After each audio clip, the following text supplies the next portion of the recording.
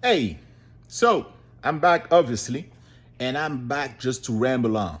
And so allow me just to ramble on. I'm just gonna talk about, yeah, you're gonna find out. Just follow me. So, hey, the other day, I'm watching TV, right? National news, talking about, on the heels of what happened in Buffalo, New York. This guy went up there, killed a bunch of people.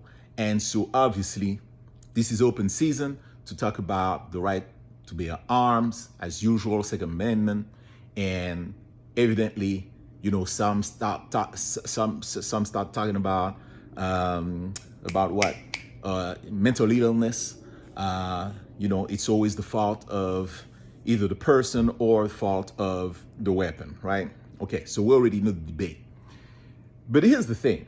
So there's this gentleman who's invited on national TV, and I almost spit my foot out. I was listening to the gentleman, nice guy, and I believe a believer. And I believe, I'm pretty sure, because it wasn't the first time I had seen him, and clearly a Christian, right? Beyond the point. But, well, actually, not beyond the point. It's important. But here's the thing. So he goes and says, well, how come so this guy, he was on his way up to Buffalo, and when he was in his car, he was not crazy. He stopped at the light. It wasn't crazy, or the red light wasn't crazy.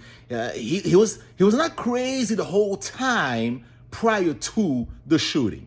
But then, all of a sudden, he starts shooting a bunch of people, and we start claiming, oh, mental illness and all that stuff. I don't have a problem with that. Okay, nice argument. But here's where I lost it. He goes and says, well, the reason that those things continue to happen is because those senseless murderers do not take us seriously. True, maybe. Because they're just released. And if we put those people on the electric chair and we send them off to their maker, early to their maker, then all of a sudden they wouldn't understand. Then all of a sudden they would know, oh, we mean business. I almost spit my foot out. Because I'm like, what in the world? I mean, how inconsistent can you be? How can you be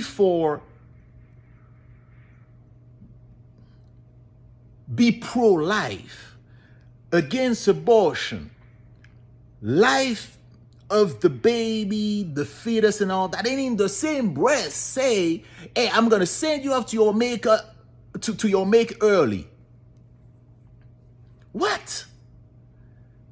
I just don't get it. I really, and oh man, and please, if you're gonna say, well, but you know what, it's in the Bible, don't even bring up the Old Testament, because it's in the Old Testament. So if you're a Christian, then my brother, my sister, the Old Testament is called old for a reason. Okay? It's called old for a reason. So let me say that again. Old Testament, New Testament. It's called old for a reason. I know some may disagree, not understand, but here's what I'm going to say. The old was replaced by the new. It was replaced. It's not side by side. I know.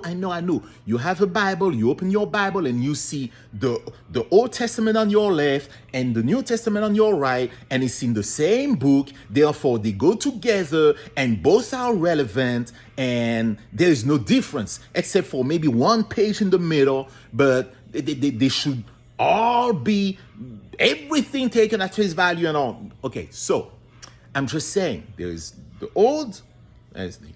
So, my God. So how can you be?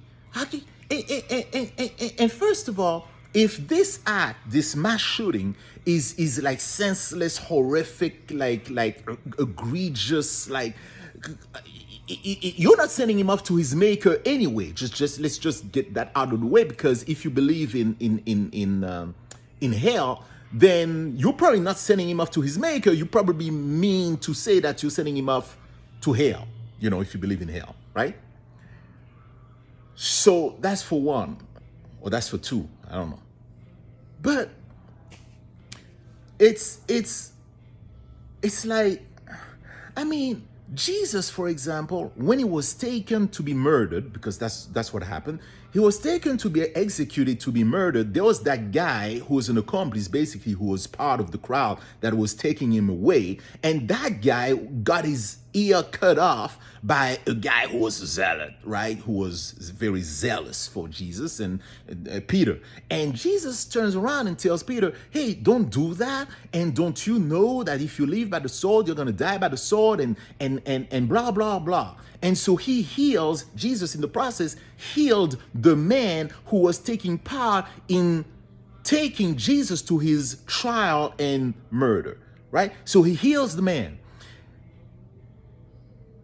He healed the man who was taking part of his murder. He healed the man. Jesus said multiple times, I don't know if multiple times, but Jesus said, love your enemies, pray for your enemies, do good to those who curse you, and you know. But here we are talking about, hey, I'm gonna send you early to your maker, and then you're gonna understand. And please understand what we're trying to accomplish, because those things are so horrific. My goodness, those families, man, I do not wish to be in their situation. I'll never understand. My goodness, this is so heart-wrenching, right? There's no argument there. And they should be taken care of and loved on and helped, and by all means. But I'm just saying, if we as believers are going to have the answer for the world, what kind of answer is this? Well, I'm going to send you off to your maker early. What? Don't we say two wrongs don't make a right?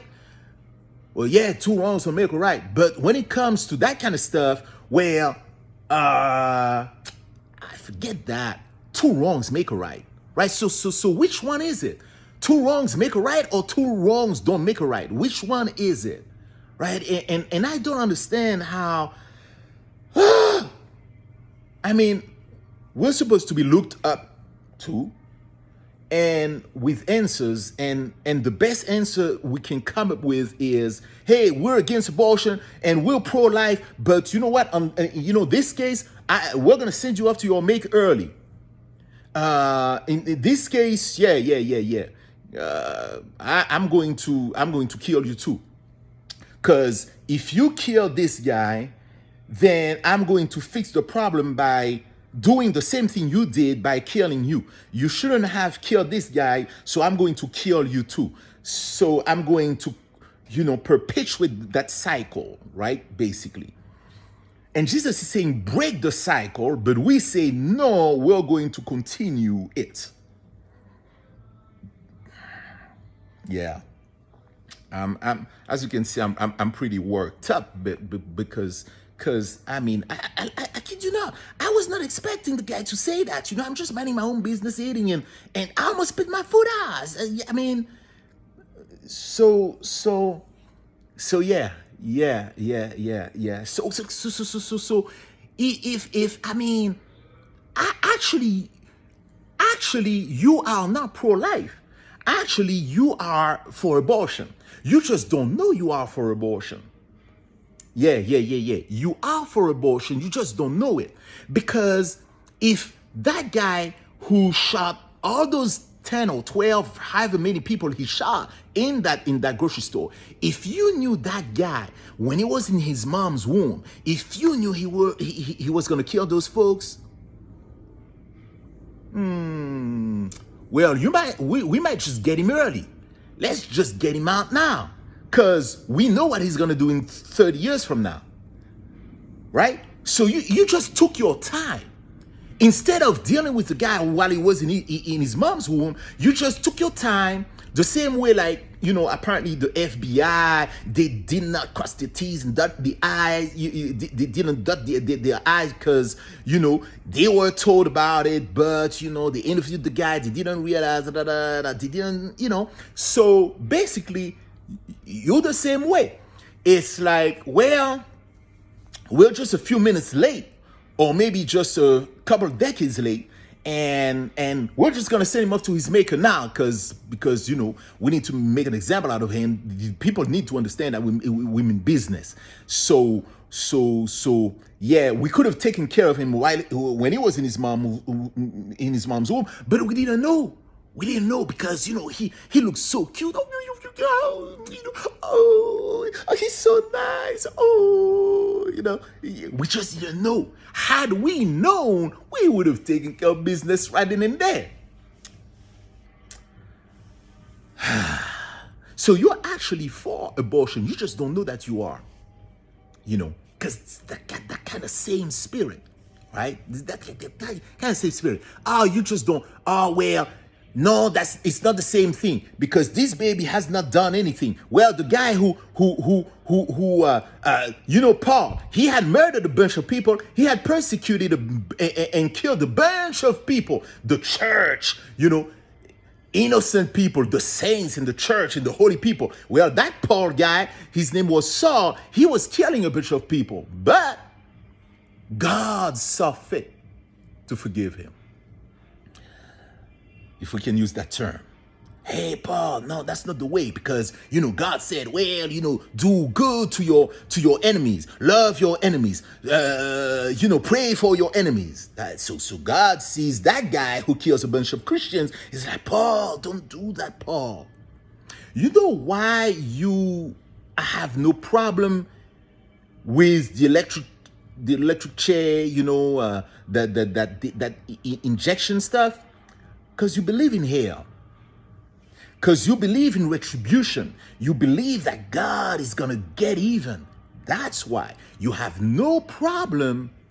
Well, if God is going to do it, because that's what I believe he does, he sends people to hell. He gets mad and at people and stuff. Since I believe that, then I might as well just help him.